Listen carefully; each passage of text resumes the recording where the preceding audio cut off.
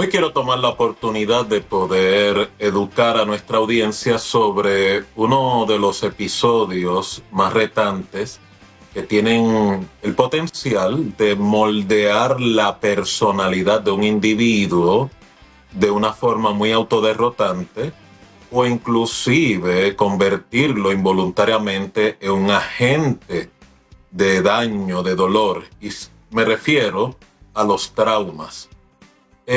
Cuando hablamos de traumas, lo que quiero generar conciencia en esta intervención es que el evento que una persona sufra, que la persona interprete como traumático, ese evento no necesariamente es el trauma. El trauma a nivel psicológico, a nivel existencial de la persona, tiene más que ver con qué recursos, qué herramientas, qué habilidad tuvo la persona para no solamente enfrentar ese estresor, sino que, más importante todavía, cómo logró superarlo. La mayoría de los individuos que a nivel de su personalidad, cuando hablo de su funcionamiento, hablo de lo que es su operación psicológica, la del pensamiento, su operación afectiva, la parte emocional, y lo que es el despliegue conductual, o sea, su conducta, que son tres áreas sumamente importantes para una espiritualidad saludable, una espiritualidad funcional, quedan comprometidas, quedan perjudicadas si la persona no tiene la oportunidad de darle una clausura o superar el evento traumático. Haciendo esta introducción, es que entonces estoy alertando, hay muchas personas en nuestros medios que su funcionamiento y su personalidad están secuestrados por heridas, por experiencias traumáticas que no han logrado clausurar y superar, y por lo tanto la importancia de entrar en un proceso de higiene llamado la sanidad. Así que lo que quiero compartir en esta breve intervención es cómo esos traumas se manifiestan, cómo secuestran la personalidad y por qué es importante proceder de manera voluntaria a un proceso de clausura, o sea, superación, perdón, sanación interna, sanación relacional, porque los traumas, o sea, esas experiencias que te marcan, te secuestran, comprometen tu funcionamiento, invaden todas las áreas de tu vida, invaden tu experiencia espiritual. Una persona traumada en su relación con Dios involuntariamente puede interpretar el Dios de la Biblia, que es compasivo, misericordioso y solidario, como un verdugo, como un opositor. Ese es el poder que tiene el trauma en la psiquis de una persona. En las relaciones, la persona puede interpretar que quieren hacerle mal, empieza a sospechar o desconfiar de las motivaciones de otro, e involuntariamente se puede tornar en un agresor en sus relaciones. En lo que es el aspecto afectivo emocional, puedes convertirse en una persona que lastima, maltrata, daña emocionalmente. Una de las características de los traumas es que la persona pierde la capacidad de leer emocionalmente a la gente que está alrededor de su persona, se tornan egocentrados. Y es por eso que muchas personas en heridas y traumas luchan con episodios de soledad, se sienten o interpretan que no pueden lograr relaciones satisfactorias, desarrollan familias disfuncionales, paternidad dañina, maternidad, ¿verdad?, que es opresiva. Y es por eso que es bien importante poder generar conciencia del daño que los aspectos de trauma una persona sufre versus cómo puedo lograr funcionalidad a pesar de la experiencia negativa. Así que quiero compartir las características particulares del trauma. ¿Y por qué esto es importante? Porque sanarme no significa que tenga ausencia de dolor, sino que tengo la resiliencia, la capacidad de poder enfrentarlo de manera digna. O sea, en otras palabras, las personas que superan traumas a través del proceso de perdón, a través del proceso de reinterpretación de la experiencia negativa, del mal devolver con bien, esa fórmula terapéutica y espiritualmente poderosa, ¿verdad?, matizada por Cristo en la regla de oro, es lo que permite a la gente trascender y superar y hacerse inmune del secuestro del trauma. Así que lo primero, gente en trauma se destacan porque tienen reactividad emocional. ¿Qué es reactividad emocional? Tienen respuestas de impulso. Hablan sin pensar. Actúan sin reconocer consecuencias. Muchas veces aprenden o no aprenden a base de los golpes de la vida. Y la consecuencia es que se tornan más amargos, se tornan más temerarios en sus conductas o inclusive entran en lo que son dinámicas de victimización, que significa se justifican, no asumen responsabilidad, no aprenden a posponer la gratificación, peor aún, no tienen la oportunidad de aprender de sus errores. Por lo tanto, no es sorpresa que repitan los mismos ciclos, que es lo próximo síntoma de las personas secuestradas por los traumas, que es los patrones repetitivos de dolor. Y esto es bien importante. Aquellas personas que han experimentado mucha frustración en sus relaciones sentimentales, relaciones de pareja, relaciones familiares, recuerde, si yo estoy en dolor, yo voy a atraer gente en dolor. Yo me voy a sentir atraído a gente que es tal vez punitiva, gente enferma.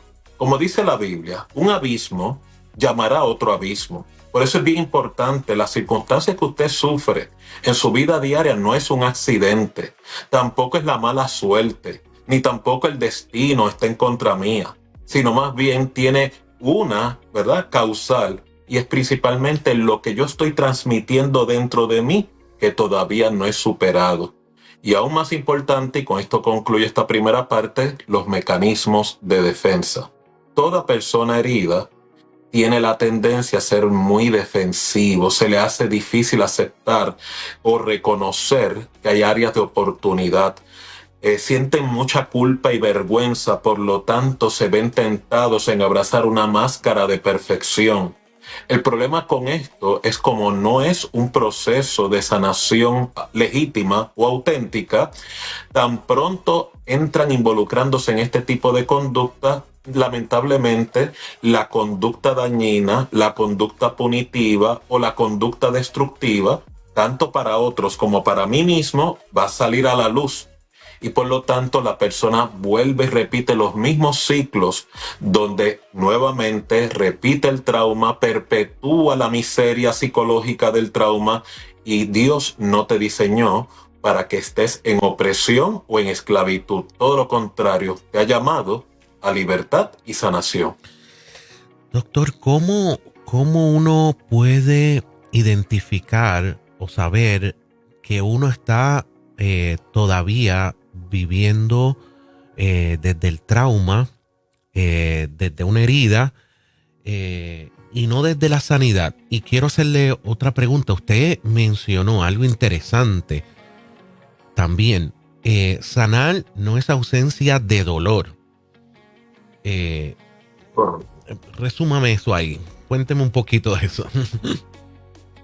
Regresando a la segunda pregunta antes de pasar a la primera, muchas personas condicionan la sanidad de que no quieren memoria alguna, no quieren malestar, no quieren experimentar síntoma alguno de la experiencia negativa o traumática que han sufrido.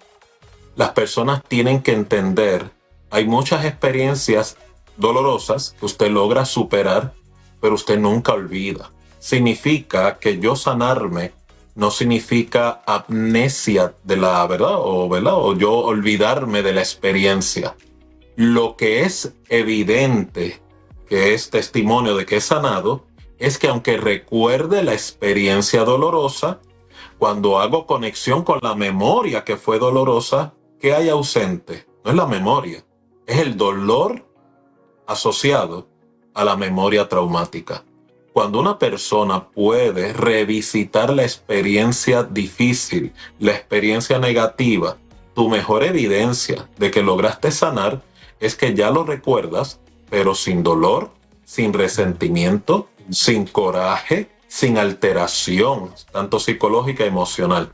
Ahora regresando a la primera pregunta. Las mejores evidencias de que puedo, ¿verdad?, dar testimonio de que superé la experiencia de manera positiva es aprendí de la experiencia. Pude hacer reformas de la conducta dañina o de la conducta que me arruinó. Y aún más importante, pude desplegar lo que se llama resiliencia. Nunca olvide la experiencia de José en Egipto, que siendo traicionado, vendido por sus hermanos, siendo sometido continuamente a una experiencia de rechazo de su propia familia, vendido como esclavo, acusado, ¿verdad?, falsamente de deshonestidad moral. Y a pesar de que fue encarcelado por esa falsa acusación, él nunca se apartó de la verdad absoluta de que por más difícil la experiencia que esté enfrentando, Dios está en control. Y si Dios está en control, Dios también guarda de mí. Estas dos verdades absolutas sobre el carácter de Dios es lo que lo pudieron mantener firme, con una espina dorsal firme dentro de la adversidad, hasta que llegó el momento de su liberación, el momento de su restitución.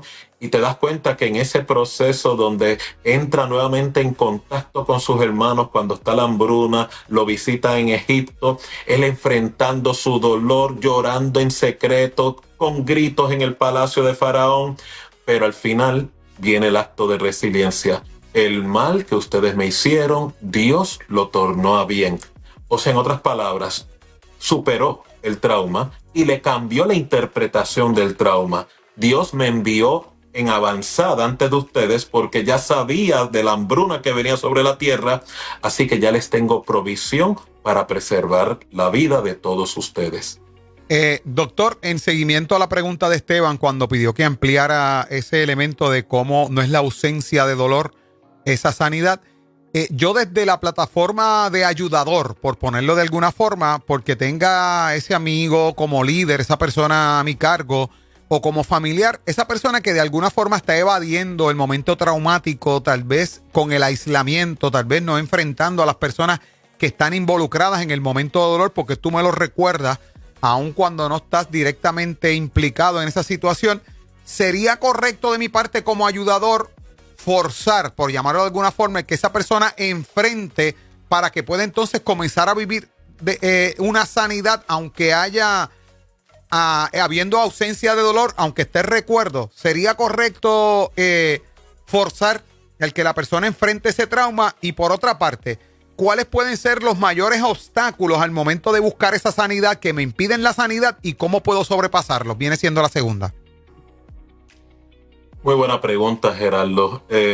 Difícilmente, ¿verdad?, en un episodio como el que tú nos presentas, voy a poder lograr hacer algún tipo de auxilio con la persona que está sufriendo ese tipo de experiencia. Acuérdate, hay personas que se acostumbran a vivir traumatizados.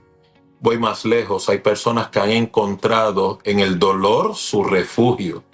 Hay personas que han abrazado en el dolor su identidad. Estas son las personas que cuando tienen que asumir responsabilidad, como había mencionado, tienen la tendencia a victimizarse, a echarle la culpa a otros, o que siempre la tienen en contra de ellos. Si te das cuenta, es un mecanismo de defensa muy sofisticado. Y es por eso que yo lo que sugeriría, contestando tu pregunta, es concientizarle a la persona: tú no eres libre. A pesar de que, verdad, para ti, de lo que he conocido, te es muy importante el aspecto de libertad, tengo la sospecha o he observado que el miedo te controla, el dolor te secuestra. ¿Alguna vez has contemplado la posibilidad de rebelarte en contra de esa dictadura que hay en tu alma? Y a través de ese ejercicio de concientización, que es muy similar al ministerio que Cristo utilizaba, él utilizaba el arte de la duda. Él se acercaba a los discípulos y le decía: ¿quién dice la gente que yo soy? Él sabía quién era, pero él quería abrir la mente de sus seguidores, de sus discípulos, para que pudieran no hablar acerca de su experiencia con Cristo por opiniones ajenas, sino por decisión propia y experiencia propia.